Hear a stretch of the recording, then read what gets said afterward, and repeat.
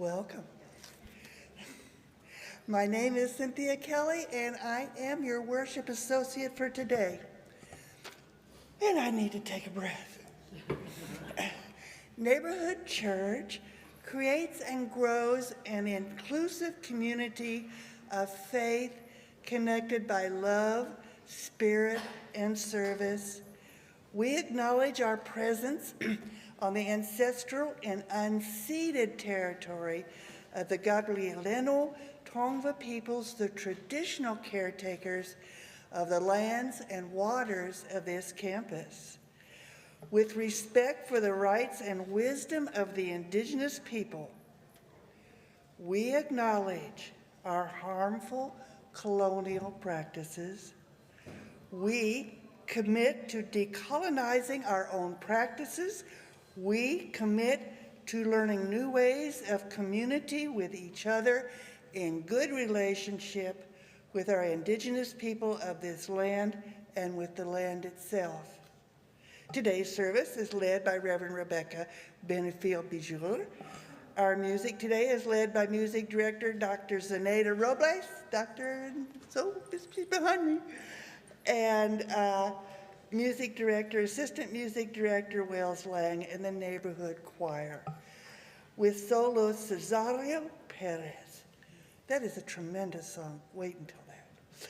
Please take a moment to silence your services as we begin our service.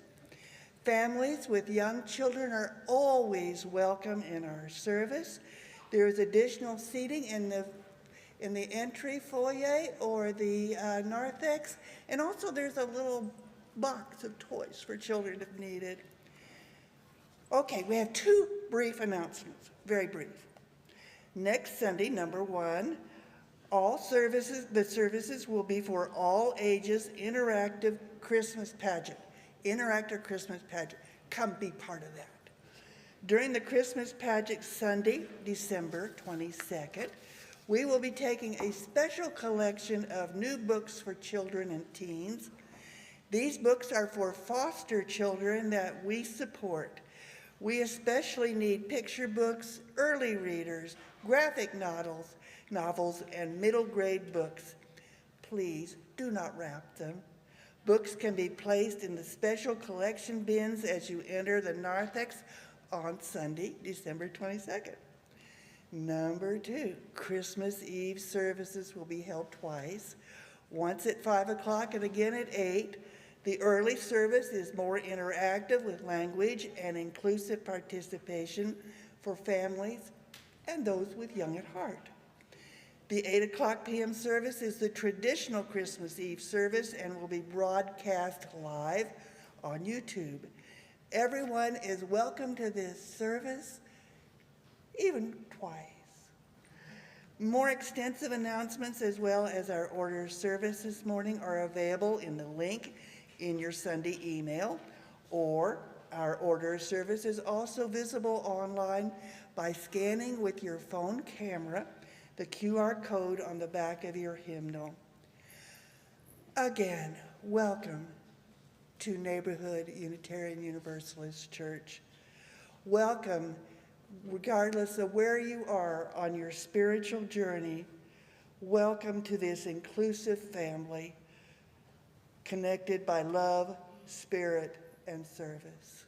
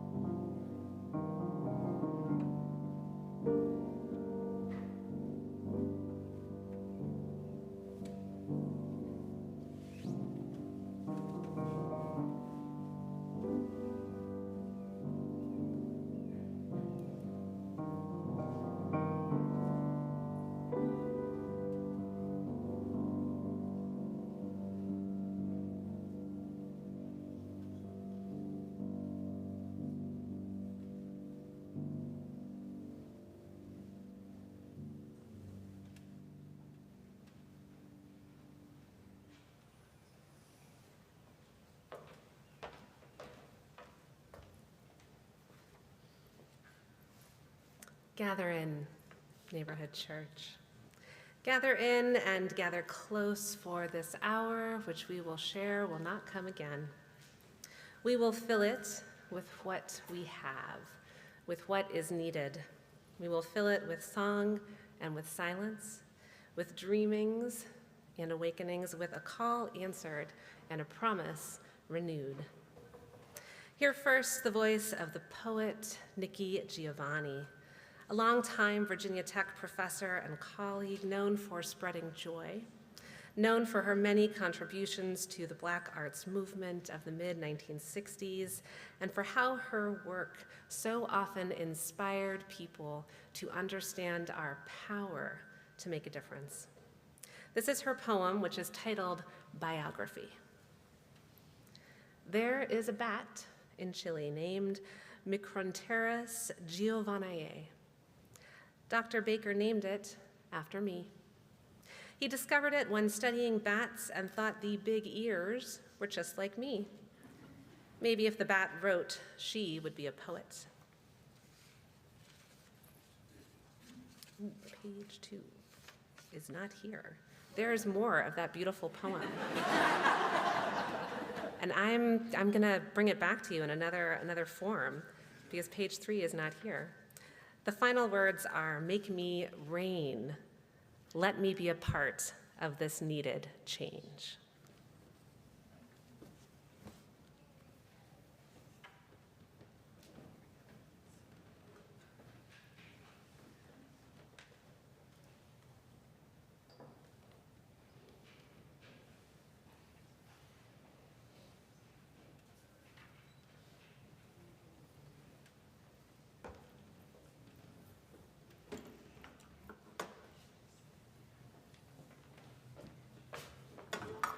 Today is the third Sunday of Advent. The first Sunday, we lit the candle for hope. The second Sunday, we lit the candle for peace. And today is my favorite of the Advent Sundays. It's Stir-Up Sunday, or Joy Sunday. We light the pink candle today.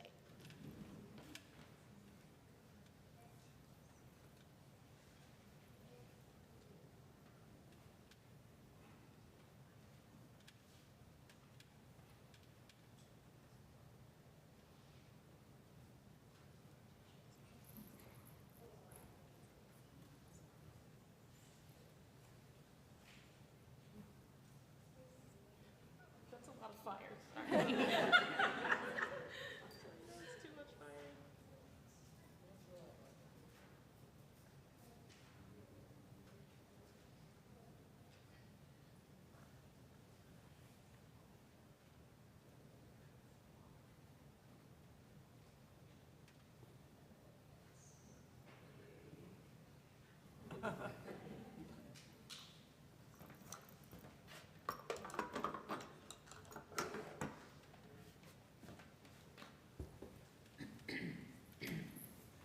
Please rise in body or in spirit. Join us in singing our opening hymn, number 226, People Look East.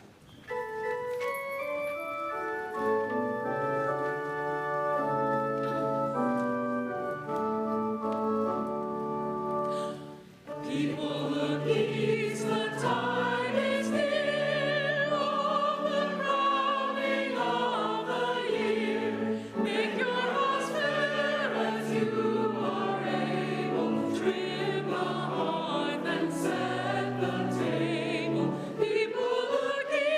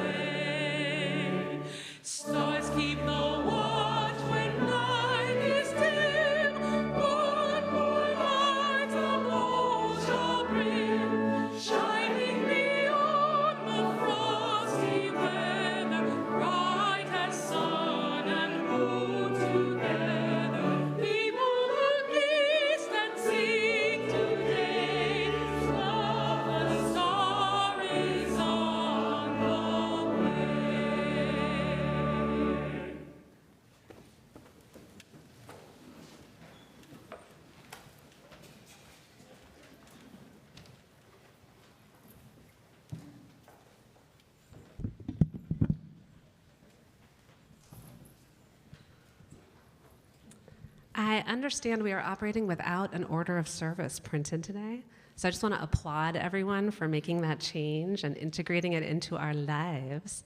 And I want to thank the incredible team here at Neighborhood who has welcomed me for so many years, and all of you. It's such a pleasure to be back with you this morning.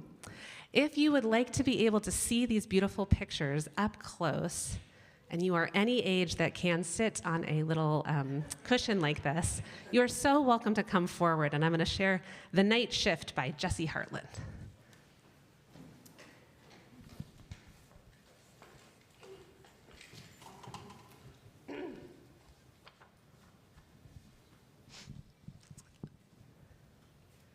Late at night, when the owls are out and the raccoons are diving into the trash cans, and you are finishing up the last bit of chocolate pudding and wishing you didn't have to go to bed quite yet, there are people out there awake doing all sorts of interesting things. They are on the night shift. How many people here have ever worked a night shift? The night shift. You'll have to see as we go through the story if these are any of the jobs that you did on the night shift. What is that swishing sound outside? It's the street sweeper. At 10 o'clock in the evening, when the streets empty out, the street sweeper swishes along down the roads. Leaning way out, the driver skillfully edges up against the curb. Brushes spinning, they twist and turn and swivel and swirl to get every bit. Candy wrappers, a lost mitten, acorns, leaves, paper cups, and all the trash gets sucked up by the big sweeper. Where does the street sweeper stop to watch so late at night? Who do they stop to watch? They are watching the window dressers. The fancy store is closed and the doors are locked and the last shoppers are long gone. It's 11 o'clock. How many people have seen windows that have been dressed up? Might not be totally a current art. In any case, here comes the window dressers. With their team of trusty mannequins and their feathers and felt and fluff, they will revamp the windows and make shoppers grin and giggle. A kitty made of pickles, a topiary poodle, a mannequin dressed smartly with a wig of spinach noodles. Now, who keeps the window dressers whistling in the wee hours? It's the late night radio DJ. Disc jockeys are the voices that talk to us through the radio. How many people have ever listened to the radio? All right, phew. They choose the songs and then they play them, and they also report the news. A UFO has landed at the gas station. They make important announcements.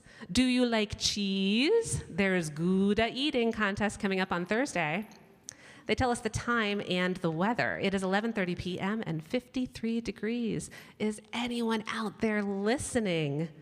Who likes to request his favorite songs late at night? It's the security guard. At the closed and quiet Modern Art Museum, the security guard is making the rounds. No visitors here at 11:45. This job is about protecting the priceless artwork. Wait, there's a rustling sound. Turn down the radio. Check all the doors and windows. Monitor all surveillance systems. Test the alarms, sensors, and infrared detector function. No paintings are askew. No sculptures are wobbling. Look, it's just a mouse. Who calls the guard just before midnight to chat? The newspaper printer. Now we know this book is a little old. The reporters write about the news all day, and the printers print their stories at night. That huge printing press needs tweaking. Stop the presses. There's a jam. That's what led to the poem missing its second page, by the way. There's a paper jam. I remembered it as soon as I got up there. Reload the paper and ink the presses and feed the paper and adjust the ink flow. Trim and assemble and fold and bundle. Now it's 12:05 a.m. Darkness still lingers as the daily paper is delivered to your front door. Whose late night work outside the window distracts the printer? It's the bridge painters. What? How do you think those bridges get painted? I'd never thought about it. To be honest, on a cool, dry night, the bridge painters assemble to climb the massive suspension bridge. Step by step, they clip and reclip their safety belts. Their nets are below to catch those who might fall. At the tower's top is an enormous nest. A hawk with 3 eggs are painted around. Some paint drips down, but the traffic is light. Not many cars out so late at night. Whose car gets splattered passing over a dripping bridge at 1 a.m.? Anyone know who's on the roads? It's the zookeeper. What? On her way to the zoo, where the animals are sleeping in darkness, but one hall is bright. Who would be asleep in the bright light? What kind of animals would sleep during the day? Anyone know? Go for it. Nocturnal animals, exactly. Every night at the zoo, in a bright space all their own, these animals are tricked into thinking it is day when they like to sleep. A bulb has burned out and the owl monkey is stirring. Quick, change that bulb and send her back sleeping. So one day when you visit the world of Night Hall, you'll see active nocturnal animals, not sleepy at all. Who is driving a shipment of ocelots bound for the zoo? It's the freighter captain. The freighter boat plods along, cruising the great ocean from South America, carrying huge containers filled with perishable freight of all kinds, with bananas and cocoa pods and mangoes and sardines and coconuts and, does anyone see the ocelot there? I think that ocelot is improperly caged. You can keep an eye out for that ocelot later on in the story. I think he wants to eat salmon. I think he might. That might be a delicious meal for him. The steward brings up a tuna sandwich, maybe a salmon sandwich, and a cup of coffee at 2 a.m. That and some salty wind refresh the captain. Seagulls up ahead, land must be near. Who takes the ocelots from the ocean pier to the inland zoo? How do you think ocelots get to the zoo? Any ideas? It's the truck driver. Under an inky black sky, the truck driver swiftly loads up perishable freight just arrived from South America. Coconuts going to Kansas and mangoes to Iowa and cocoa pods to California. Don't load the sardines close to the ocelots. Should make good time. The roads are empty at 2:30 a.m. Whose night shift slows down the truck in the middle of the night? The road worker. At 3 o'clock in the morning, the road workers meet to mend a broken highway. Bumps and humps and lumps and potholes and bulges and cracks need to be fixed. A backhoe breaks up the old road and a grader spreads out the new one and a roller rolls it all smooth. Traffic is light, but still a bottleneck has formed, 3 lanes into 1. What a mess! But better to fix it now than at rush hour. Who does the road worker visit for a snack at 3:30 a.m.? There's some snack options here. Can you guys see what the snack options are? Ice cream, donuts. That looks like maybe close by. Has anyone ever seen that giant donut here in Los Angeles? Oh, you should take a trip. It's the donut baker. Delicious donuts there for you in the morning. How so fresh? Well, they make them at night. Flour and milk mixed, sugar and yeast added, dough is stirred, donut shapes formed and dropped into hot oil. They deep fry it and drain it on the side. Cream-filled, sprinkly, tutti-frutti cocoa, caramel mint or pistachio rococo. Broccoli nut, healthy whole wheat. Which one will she sample on her 4 a.m. break? Which one would you sample? Broccoli nut? Well, if she were to deliver some donuts, she would deliver them to the waitress at the all-night cafe. And at the end of the night and the start of the day, the night shift meets at the all-night cafe. So today we are talking a little bit about nighttime and darkness. And I thought it would be really interesting to remember who it is that is up all night. So many people who are taking care of our roads, who are making donuts, who are making sure that the zoo animals are cared for. You can probably think of a lot of other jobs that only happen at night, and it's something to think about if you are ever up at night, all the people who are up with you. So I hope you talk about what we talk about here at church with everybody, and that's a story that I hope you'll share with others. Thank you so much.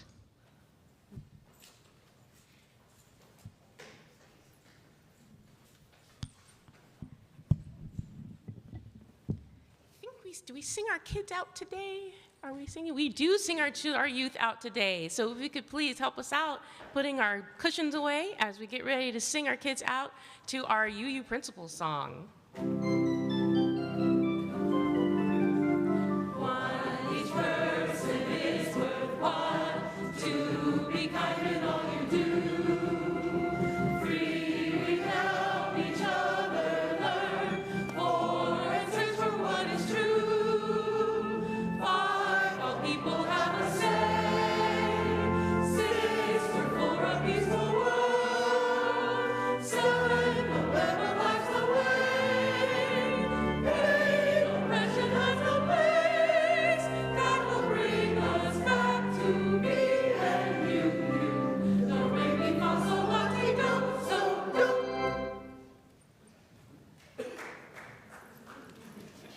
Yeah, we can give ourselves an applause for that. I keep thinking of broccoli donuts, and I'm a little kind of, I'm kind of more or less vegetarian, but not really. But anyway, all right. So each Sunday, our congregation dedicates 100% of its contributions to a 501c3 organization or neighborhood church-based social justice activities that are making a difference in the community and in our world. Each selected guest organization aligns with our community's missions and values and is nominated by church members who are often longtime volunteers and supportive of these change-making organizations. You can donate in two ways. You can use your cell phone to donate by texting the number on the screen, or if you prefer, you can donate in person and put your donation in one of the donation boxes here and in the back and in the narthex or foyer on the table. If you wish, you may rise during the music to put your donation in the box. Please extend help to those in the neighborhood who may need your assistance reaching the donation boxes. If you wish to make a payment towards your pledge or to contribute to the church operations, make a note in the subject line or use an envelope available to the donation boxes. So now I welcome. This week, our gifts will support Building Forever Families Initiative. Please welcome Esther Torres, Executive Director. Esther?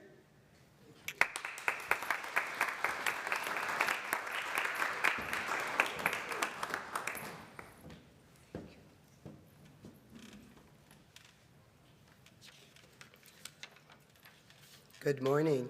Good morning. Reverend Beckert, members of the board, worship team, and members of the congregation, my name is Esther Torres. I am founder and executive director of Building Forever Families Initiative. Thank you so much for this opportunity to share information about our organization and for sharing in our vision that every child should grow up with care, love, and protection of a family. Sadly, that is not a reality for hundreds of thousands of children. At any given point in time, there is almost 400,000 children in foster care nationwide. And Los Angeles County has the largest number of foster children in the country. Every year, 1,000 foster youth emancipate from the Los Angeles County foster care system. And more than 50% of them have no place to go and no one to turn to and end up homeless on our streets. Our organization provides family coaching, behavioral health services to strengthen and support parents, prevent child maltreatment, and unnecessary separation. We work with families to improve parent-child relationships, including repairing traumatic bonds, building secure attachments, and facilitating developmentally informed parenting skills during their visits with their children. Our approach with families is to treat the whole person and the whole family and empower them to engage into the community to prevent isolation. That is really key. This year, we worked directly with more than 100 parents, representing 150 children. Most of our families have open cases referred by the Department of Children and Family Services, and we have a 30 to 35% reunification rate. We value, promote, and advocate diversity, equity, and inclusiveness. Every contribution enables us to reach more parents who really want to keep their families safely together. Every child wants to be with their parent. Thank you for your generous contribution in helping to build healthy family relationships. And a very special thanks to you, Joyce, for bringing us all together. And I'll have flyers and pamphlets outside at the tables after the service. Thank you.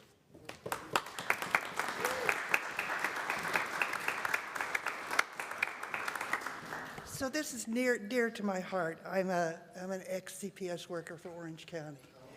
And people like these people are the people that do the work that I was never able to do. So thank you very much. And thank you for giving generously.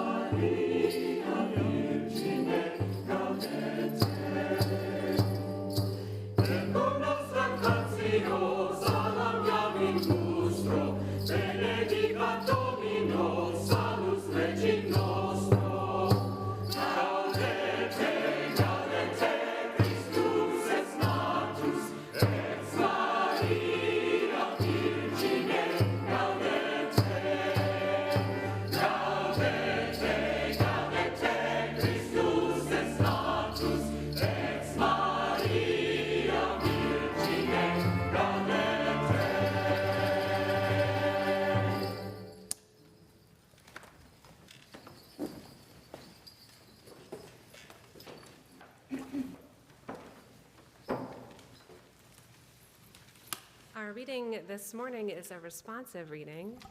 It's number 568, called Connections Are Made Slowly. And I appreciate so much that Dr. Robles is going to be joining us. If your birthday is in the second half of the year, like mine, you will be our first reading group. And if your birthday is in the first half of the year, like Dr. Robles, you will be reading with her in response. Connections are made slowly. Sometimes they grow underground. You cannot tell always by looking what is happening. I can see that our slide, there we go. Well, you know what? We're going to wait for the slides. More than half a tree is spread out in the soil under your feet. Penetrate quietly as the earthworm that blows no trumpet. Fight persistently as the creeper that brings down the tree.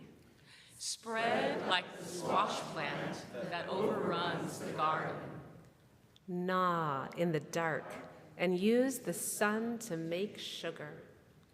Weave real connections, create real nodes, build real houses. Live a life you can endure. Make life that is loving. Keep tangling and interweaving and taking more in, a thicket and bramble wilderness to the outside, but to us interconnected with rabbit runs and burrows and lairs. This is how we are going to live for a long time, not always. For every gardener knows that after the digging, after the planting, after the long season of tending and growth, the harvest comes. Please remain in your seats as we prepare to sing our meditative hymn, which is Voice Still and Small. It is hymn number 361. 391, excuse me.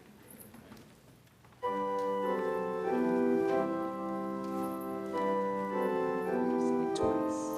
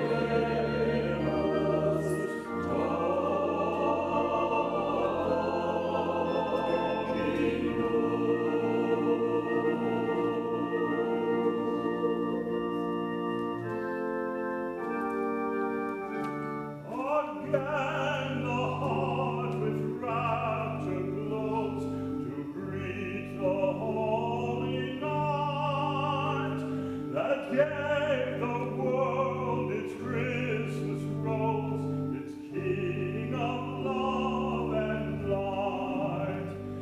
Let every voice acclaim his name, the grateful chorus swell.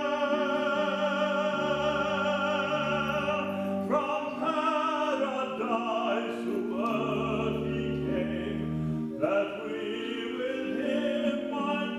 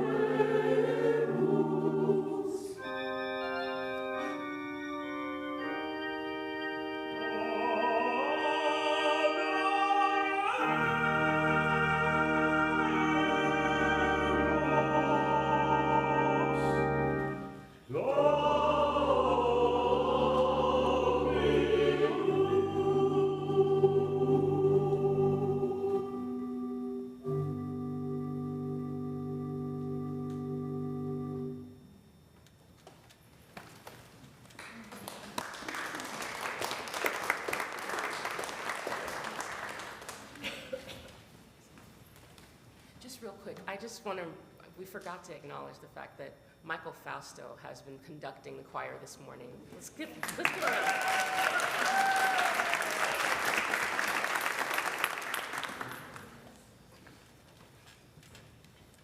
Our second reading this morning is another poem. It's by Rosemary Waltola Trommer. It's called Never the Same. Sometimes a person wakes believing they are a storm. It's hard to deny it, what with all the rain pouring out of the gutters of the mind. All the gusts blowing through, all the squalls, all the gray. But by afternoon it seems obvious they are a garden about to sprout. By night it is clear they are a moon, luminous, radiant, faithful. That's the danger, I suppose, of believing any frame. Let me believe then in curiosity, in wonder, in change. Let me trust how essential it is to stumble into the trough of the unknown. Marvel how trough becomes wings, becomes faith, becomes math. Let me trust uncertainty is a sacred path.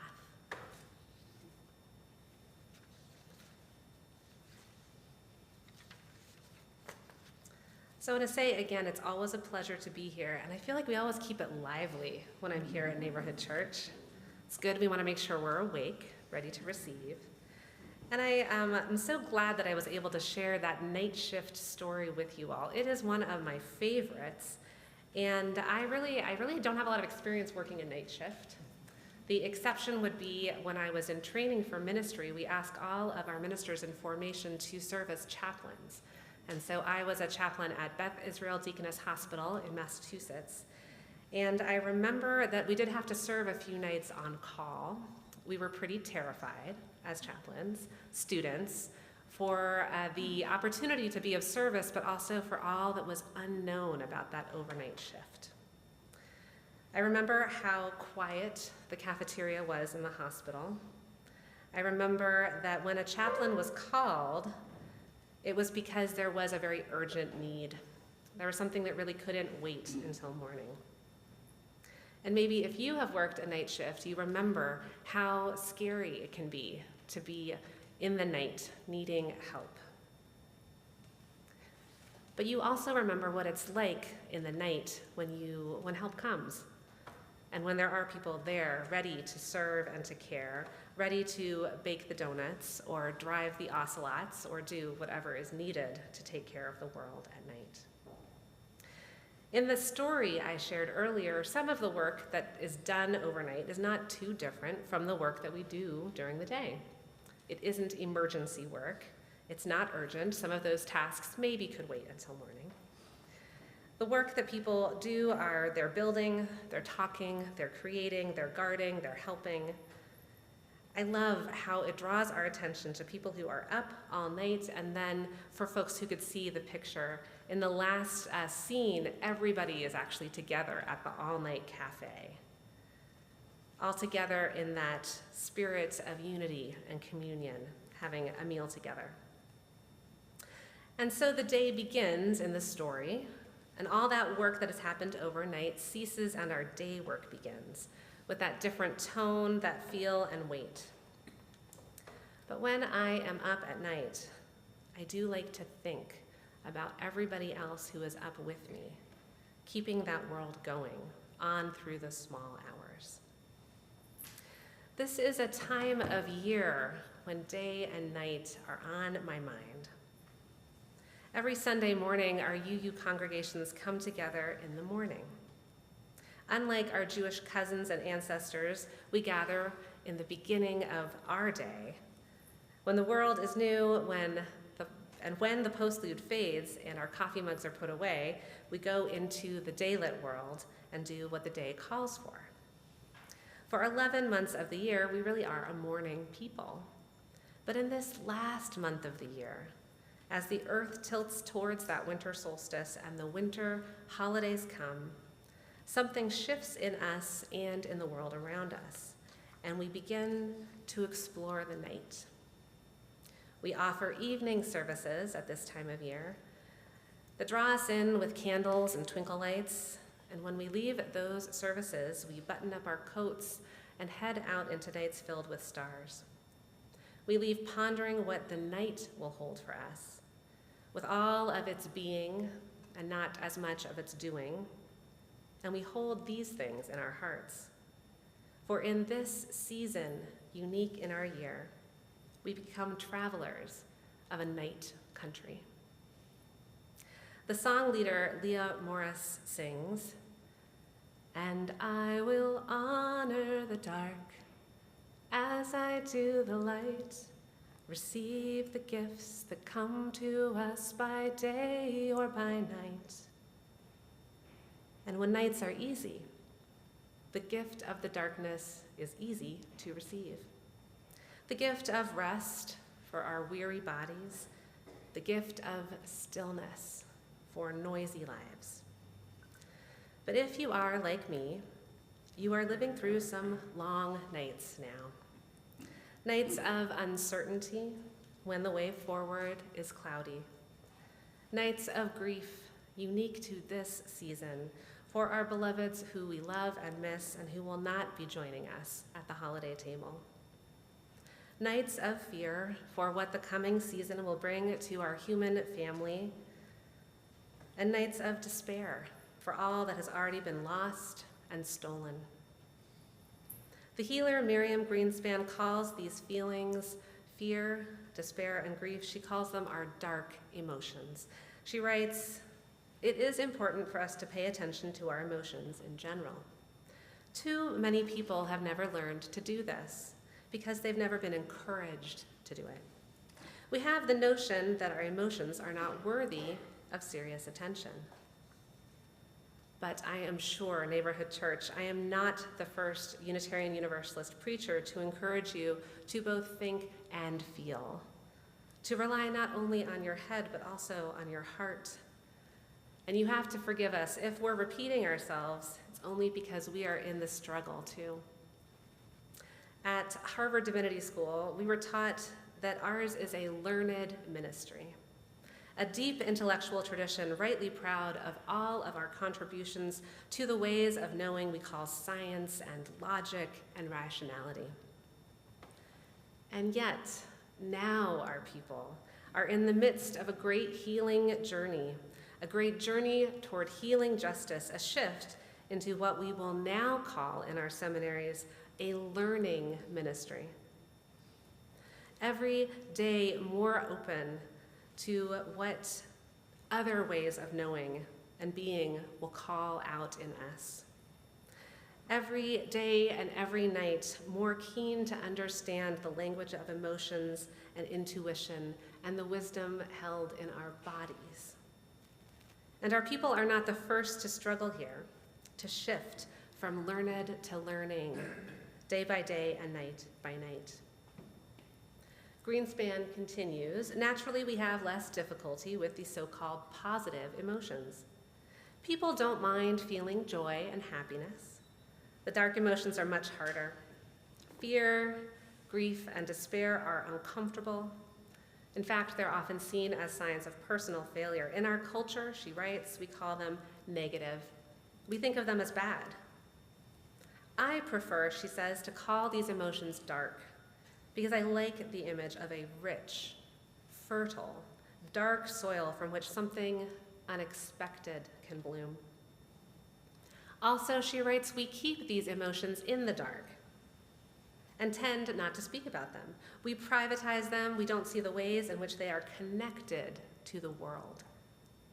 But the dark emotions are inevitable. They are part of the universal human experience, and they are worthy of our attention. They bring us important information about ourselves and the world and can be vehicles of profound transformation. Perhaps fear and grief and despair, as Greenspan writes, our dark emotions can be dark like the womb, dark like the earth that holds us, dark with the richness of what the poet called our buried strengths. In the daylight, the hero's journey takes us far away to the country of adventure and new promise, but in the darkness, that same hero's journey will take us inward, far inward into the country of wisdom and dreams. If we are going to travel in this night country, we will need to make more room in ourselves and in our communities for all our emotions, for all of the feelings that emerge best in quiet and stillness, in rootedness and rest.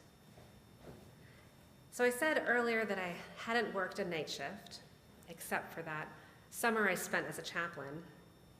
And this is true, but if you really think about it, there are a few other exceptions.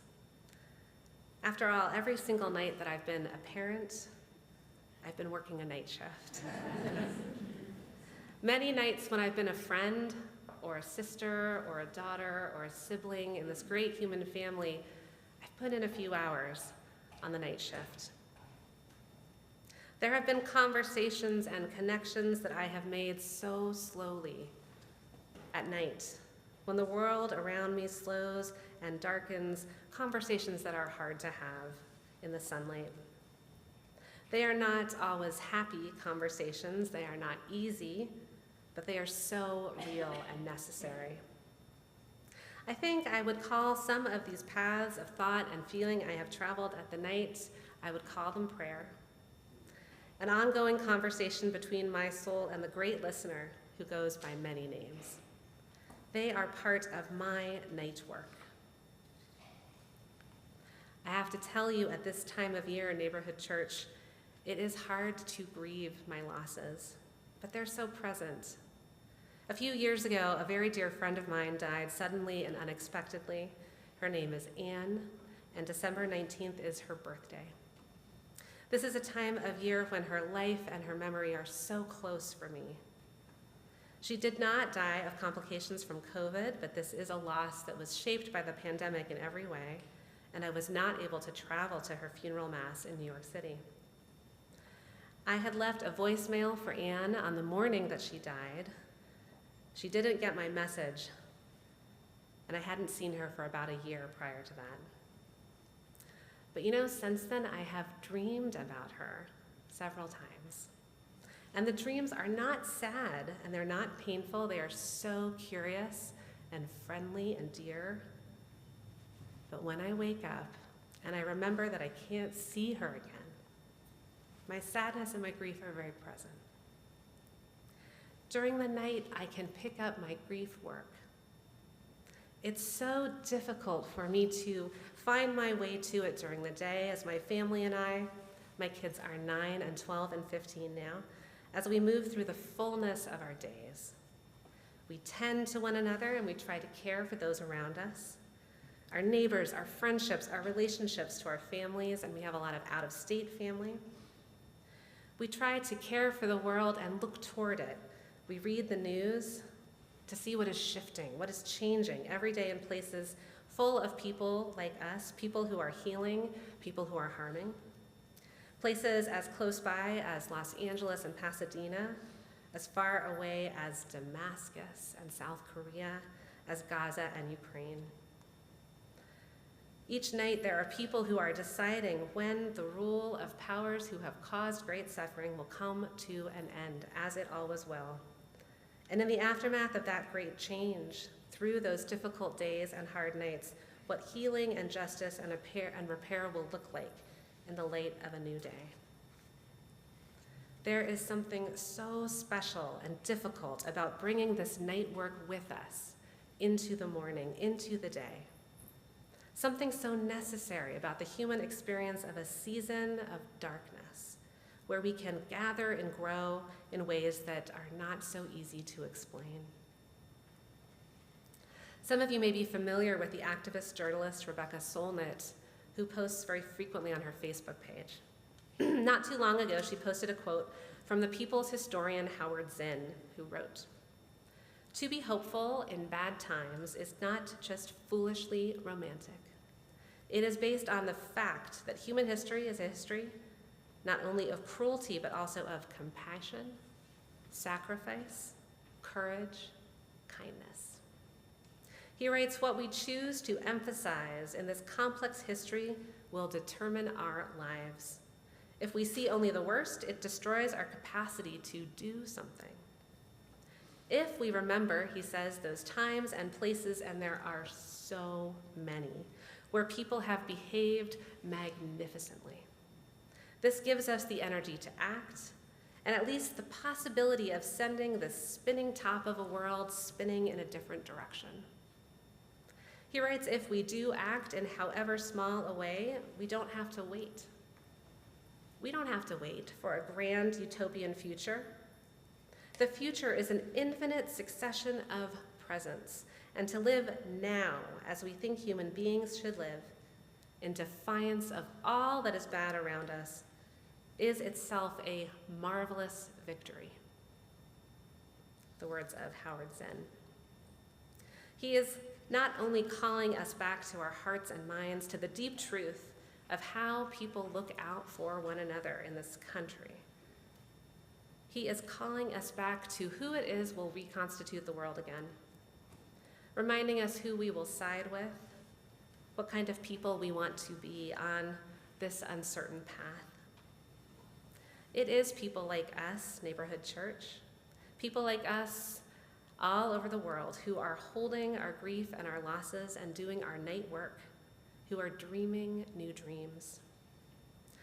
This solstice season, I hope you know what an honor it is to travel the night country with companions who are daring to live lives of sacrifice and courage and compassion and kindness with people like you, who seek not to escape the dark emotions, but to hold them, to move through them, who allow them to move through us and bring us into deeper solidarity with one another. How deeply I want to swim in the depths and not the shallows of our lives. In the night country, I look down and in, not out, never away. There is something so special about bringing work usually done during the night into the day. Something important about honoring our dark emotions with our deep attention and our care. There is something extraordinary about the healing journey into the night country that is possible for us in defiance of all that is bad around us, even now.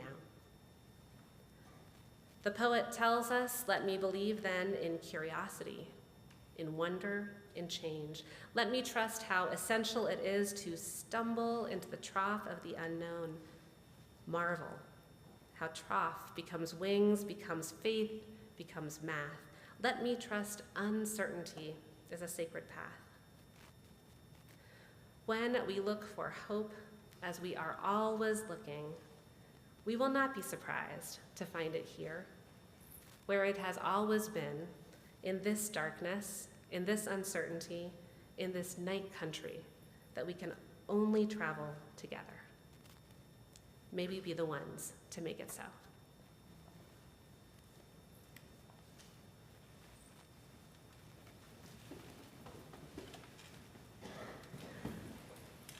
Please rise in body or in spirit and join us in singing our closing hymn, number 55, Dark of Winter.